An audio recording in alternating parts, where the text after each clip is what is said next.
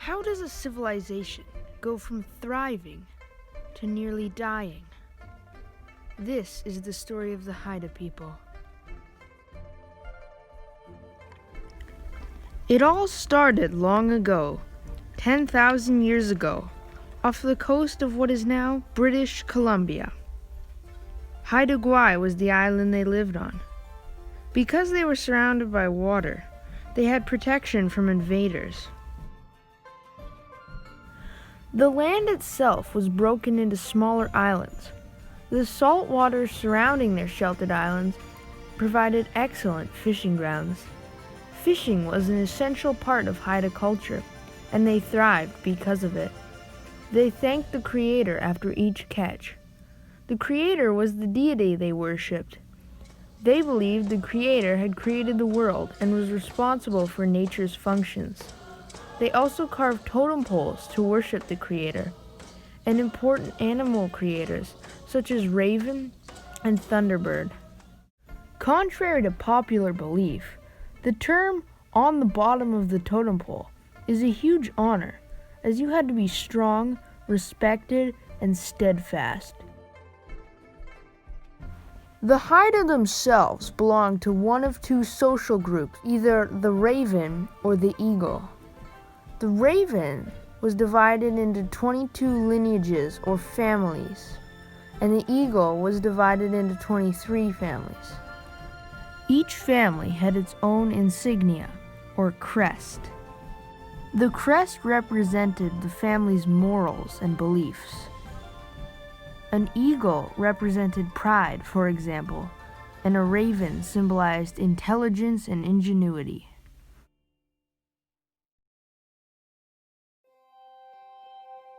The Haida built lodges to live in. The advantages of living in a lodge, as opposed to teepees and pit houses, is that the Haida could live there year-round and didn't have to travel to new territory with changing seasons.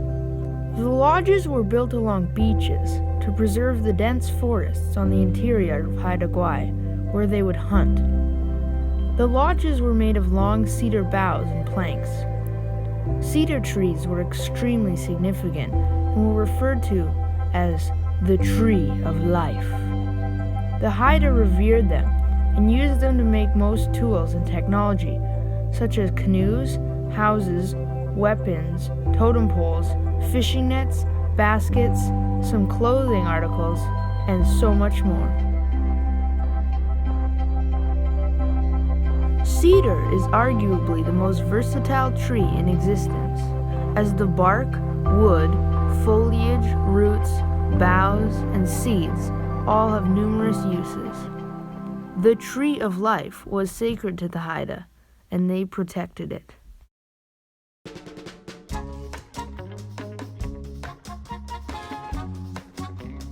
The Haida had no monetary currency, but instead traded and shared amongst each other. This included food. When they killed an animal or gathered plants, as the Haida were hunter-gatherers, not farmers, they thanked the Creator and used the entire animal or plant. They would use the hide for clothes and buildings and making drums. They would eat all the meat, including meaty organs. They would make the stomach and eyes into stew. They made the feet, ears, and teeth into charms and decorations. The bodily fluids became medicine. The bones were used in ceremonies and stripped to make sinew thread to use as stitches, bowstrings, and braided into rope to bind things together. Special parts of the animal, like bird feathers, were used in clothing, ceremonies, talking sticks, decorations, and charms. With plants, every edible root, stem, fruit, berry, leaf, or seed was used for food, medicine, or ceremonies. The inedible parts of the plants were used in ceremonies or as compost.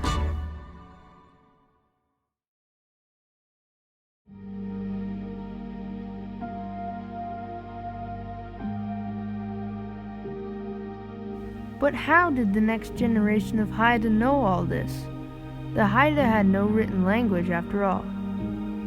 They passed down stories and lore verbally to the younglings through stories.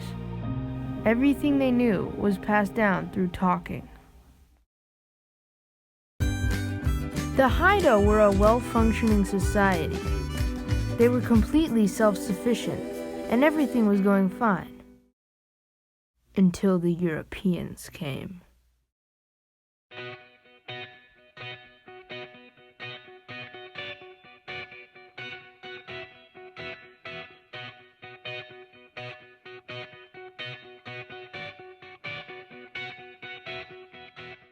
The Spanish came first in 1774.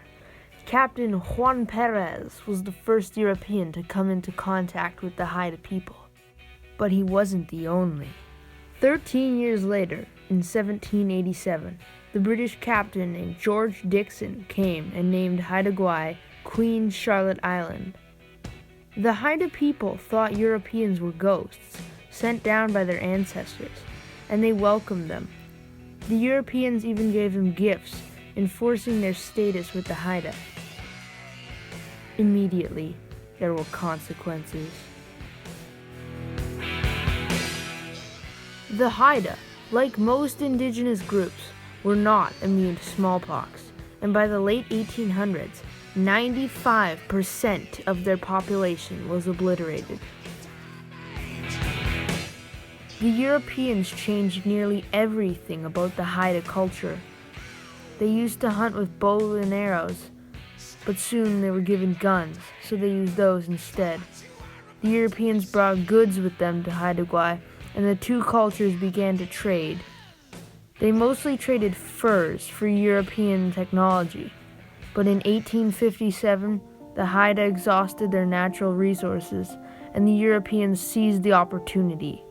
They claimed the land without so much as negotiation and started settling. They banned significant parts of Haida culture, such as totem poles and meetings of family leaders. They developed residential schools and took children away from their families to strip them of their culture and stuff them full of European beliefs and languages. The Europeans brought Christianity with them and assimilated most of the Haida. So many Haida language speakers lost their native language that there are only 24 speakers today. The Europeans fished the Haida waters to near extinction. A similar pattern happened to the forests and the rest of the wildlife. Totem poles and longhouses were burned to the ground, and ceremonies were forbidden. Slowly, the Haida's culture died out as they spent less time telling stories and sharing to the younglings and more time spent with the Europeans. They had no written records, so lore about their culture could not be recovered after it was forgotten. Once the Haida were nearly all gone or out of the way, the Europeans began industrializing Haida, which was now officially called Queen Charlotte Island. They set up mining camps, fishing charters, resorts, hiking trails, biking trails, kayaking companies, ferries, and many other tourist-oriented businesses. The businesses had a huge impact on the environment, causing many ecosystems to be disrupted. Now, Haida is a tourist destination bent on becoming a massive money-making monopoly of the monarch worth millions. Or is it?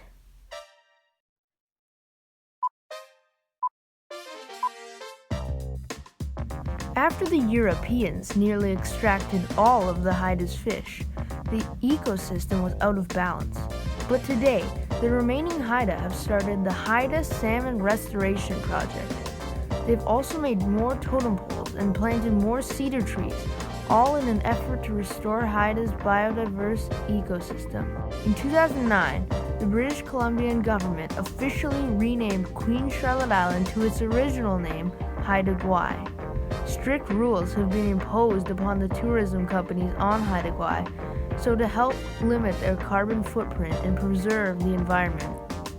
Protected areas have been established against fishing, so the fish can reproduce, and then excess numbers spill into legal fishing grounds, creating a harmonious relationship between hunter and prey. New laws have been passed to change shipping routes to circumvent vulnerable and fragile natural environments. Dozens of Haida people have been working to pass down knowledge to new generations.